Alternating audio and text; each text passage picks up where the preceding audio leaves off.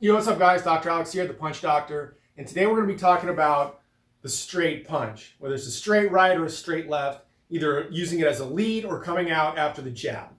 So to get started, I see a lot of people on YouTube and YouTube Shorts advocating for this mechanical style of rotation, right? They say pivot on the back foot, and their hip is coming to the most forward position at the same time as their fist. It's landing simultaneously, so essentially it looks like this.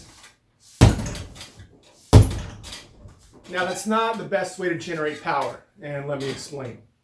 Before I get into all of it, let's go look at some footage of some phenomenal fighters from the past, and I'll show you what they're doing, and I'll show you the timing of how they're throwing their straight punches.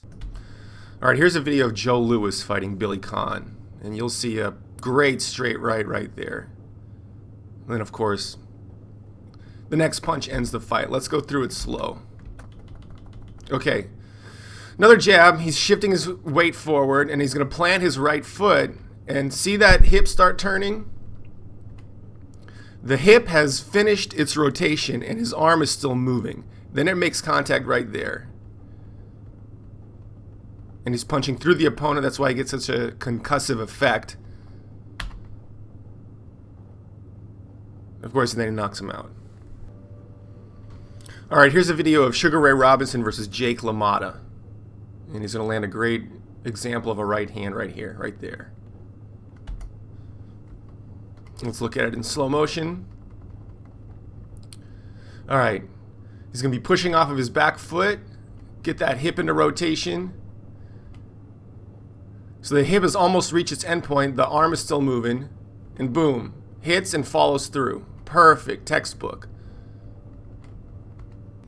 All right, let's take a look at a more modern fighter in Roy Jones Jr. and take a look at his punch mechanics for the straight right. This is his fight against James Toney. It's a great fight. You should check it out. It's a pretty good fight. I like James Toney a lot. I like Roy Jones Jr. a lot. So definitely check it out when you have some time. However, let's take a look at Roy Jones Jr.'s punch mechanics. And this is a quick, straight lead right. Right here. All right, let's take a look at it in slow motion. So, after the jab, he comes back. Let's go again. Right there, right there. And look at he's loading his tissues right here. He's dropping his center of gravity right there. And then he's already pushing off, and his hip is rotating. His arm's coming out. Hip finishes the rotation. His arm is still moving. Makes contact. It's just a glancing blow. We're just looking at his mechanics right now, and then follows through. All right, so after looking at the footage, you know that it's not a simultaneous hip forward and landing punch movement. There's a lot more nuance to it. And like with anything, any kind of throw, remember the punch is a throw, the hips and body move before the arm does, at least before the full end motion of the arm. It's a chain of events. Just like you use kinetic chains, it's a chain of events. Now there's 4 phases to a power punch. There's a load phase, or a loading of the tissues. There's an explode phase, which the loading of the tissues, you use that to push your hips into rotation and get your torso moving, get all those kinetic chains moving. And that can be a simultaneous thing. If you have good resting muscle tension, it'll almost be simultaneous. It'll almost be the same with the hips and the torso. Sometimes you might see people leading a little bit more with the hips to get a little bit more stretch. Not totally necessary. However, sometimes you'll see it. Often it's almost super simultaneous. After the explode phase, there's an acceleration of energy through your joints until the moment of contact, and then a follow through. So 4 phases: load phase, explode phase, acceleration, and follow through. So phase 1, the load phase. Essentially, this phase, you're putting your body in a position where your muscles are loaded. You've dropped your center of gravity down a little bit, and then you can push off to power your hips into rotation. Now, the power from your hips comes from an opening or a closing of the hips. Closing of the hips in a straight punch, or opening of the hips in a hook or uppercut. So we're talking about closing of the hips. So that's the kind of movement we want to generate from the load phase into the explode phase. We want to power those hips into rotation, to a closed position. So there's 2 ways to do it. Number one, if you're coming from behind the jab, your hips are already open. So what you want to do is close them. And your tissues right here are loaded already. It's not an overemphasis. When they're open, they're loaded. And what you want to do is push with your back foot. It's not just a straight pivot, it's a push, pushing your hip forward to close it. What that does, gets your hips moving, gets your torso moving. That's the acceleration phase. If you're going for a lead straight, you can mask that in motion and you just drop back onto your back foot and you can push forward through your back foot. You get that momentum, that weight goes back and you're pushing it back forward. After the jab, your hips are already open, so you're just closing the hips and you're using that back foot to push it forward. There's an exercise you can do. You get a rag and just practice like pushing it back. So it's kind of the motion. It's like pushing a skateboard. You're pushing a skateboard, but instead of pushing the ground back to accelerate your entire body, you're pushing the ground back to turn your hips into rotation. So that's how you close the hips after the jab, right? So you're already back. You pushed off from your back foot to do the jab, and then you're pushing with the ball of your foot down and back to close the hips. That's the explode phase. It's a rapid turning over of the hips. In the videos, sometimes you'll see, a little bit more of an emphasis of hip first. Most of these guys are phenomenal athletes. They have really good resting muscle tension, so everything is even. And they can almost simultaneously, with the turn of the hips, get their torso moving as well. So that's the explode. It's an explosive rotation of the hips and torso, which then stretches these cross-body kinetic chains and gets that arm into motion. And you'll see in the videos, by the time the guy's arm is like ready to shoot out, their hips have already finished moving. They're done. They're in the end point. And everything else is now coming forward, just like a throw. When the hips finish their motion, they haven't released the ball yet. They haven't finished that final motion yet. Same thing as a punch. You're getting your hips moving, that body starts turning, and then you start accelerating all those kinetic chains to finally make contact. So far so good. Everyone following? If you have any questions or something, put them down below. I'll do my best to clarify. But pushing the hips in rotation, that body starts turning, and that arm is now coming out.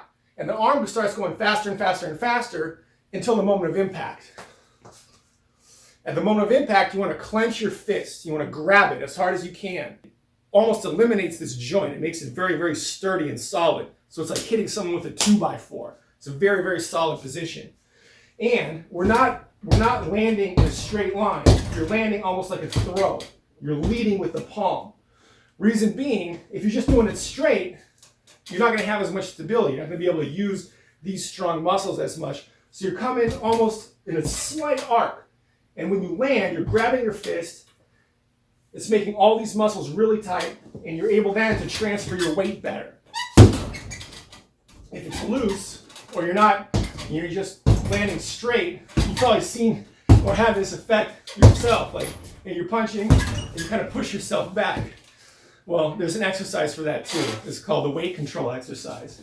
So you can get your bag moving, and you just catch it, and you push it back. And you can feel all the tissues kind of compact, and you can feel that the energy, go down, all those muscles contract into the floor. So it's not pushing you back. It's not pushing you back. You're pushing in. And when it comes down, you catch it and you push it back. You can do it with gloves on. It's a little bit easier. You have more surface area. But that, at point of impact, that's the position you want to be in. You want to have everything nice and tight to prevent you from moving it back so you can transfer that weight through. So at point of impact, and I've seen some guys on YouTube say you want to punch like 2 inches past your point of impact. That's not really true either. You want to grab your fist at point of impact so you're landing with a stable surface. If you're aiming 2 inches behind, you're going to go like that, you're going to go like that. It's not going to be as solid. The point of impact should be what you're aiming at, not anything below or in front of. And then it's the weight transfer. You're transferring your weight from a more neutral position, and you're extending a bit, putting that weight into your opponent, into the bag. Now you might see some of the guys in the video actually lifting their back foot off the ground after they're making contact, because they're transferring that weight they're really transferring that weight through their opponent, into and through their opponent. And they have so much momentum when they're doing that, they're actually lifting their foot off the ground. You don't necessarily have to do it that much to get the desired effect, so keep that in mind. So to recap, there's a load phase. You're loading your tissues. For a lead, you're just dropping back a little bit, pushing off with your foot, which gets that hip into rotation. Your arm comes out, you grab your fist, you follow through, then you come back. After the jab, your hips are already open. You're pushing with that back foot, with the ball of the back foot, like a skateboard, but you're keeping the foot stationary to push your front hip forward. Close that hip. All these chains get utilized. You start turning your body into rotation, your arm comes out, and then it's like a throw. When you throw a ball, your hips have already finished moving by the time your arm hasn't completed its movement yet. So it's not simultaneous. It's coming out, and your arm is coming after it. It's the accelerate phase. Every joint, the power is accelerating through every joint. Grab your hand at contact, and your weight goes through the opponent. So lead right, little dip down, and you're coming with that punch. After the jab, your hips are open, you're pushing off, and that punch is going through your opponent. I'll do it as a southpaw.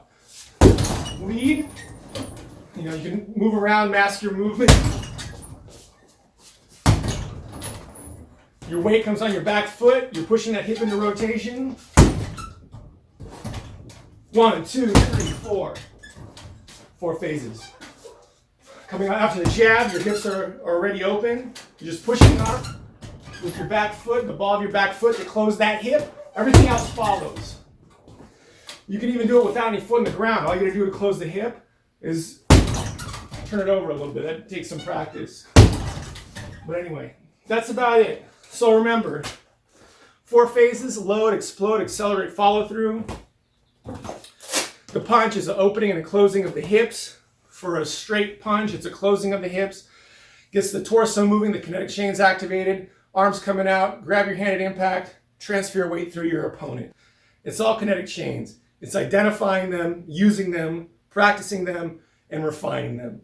If you want an all-in-one program that teaches you how to do exactly that, so you can punch with the maximum punching power you can possibly develop, check out my program called the Power Punching Blueprint, available at howtopunchharder.com. That's it for now. I'm Dr. Alex. Like and subscribe. If you have any questions, put them down below. Hit the notification bell so you see every new video as it comes out. And I'll see you in the next video. Thanks for watching. Talk to you soon.